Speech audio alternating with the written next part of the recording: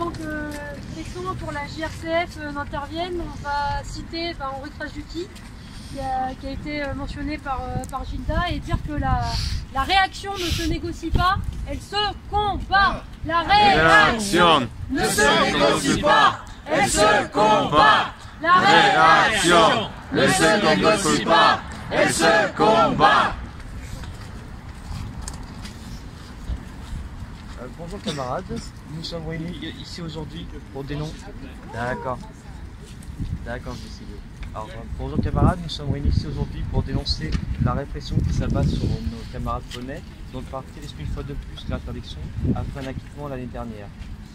Je vais quand même revenir un peu sur vite fait pour dire qu'ils ont été poursuivis juste parce que avoir écrit un article dans leur journal, c'est pour ça qu'ils sont mis à cette interdiction. Mais je voudrais aussi dire que ce n'est pas le seul cas de répression en Pologne, parce que là, il y a un an aussi, Mateusz Piskorski, qui est un militant souverainiste, il a été libéré sous caution après 3 ans de prison sans acte d'accusation ni jugement, un con pour un pays qui se considère comme démocratie.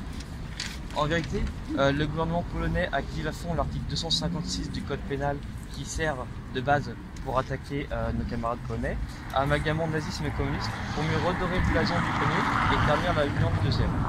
Car il sait que la mémoire de la Pologne populaire reste positive pour beaucoup de gens, malgré les insuffisances du socialisme polonais, comme l'a pointé le camarade Dreski, en ce qu'elle permettait une vie digne impossible en régime capitaliste.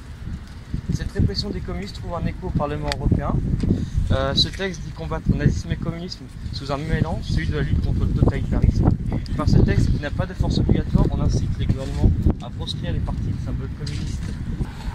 Comment analyser autrement qu'avec suspicion le rapport du gouvernement de juin 2019 recommandant de considérer les anarchistes, les véganes, les antisionistes et autres comme semblables des djihadistes? Comment justifier dans un État qui fait leçon de démocratie au monde entier que nous puissions avoir dernièrement promulgué un décret pour permettre à la gendarmerie la constitution d'un fichier sur les opinions politiques d'une personne, son appartenance sexuelle et son origine raciale, et devant être transmis au maire et au préfet? La période est grave et porteuse d'un grand malheur, mais là où les forces de la réaction s'agrandissent, apparaissent aussi les moyens de conjurer le danger.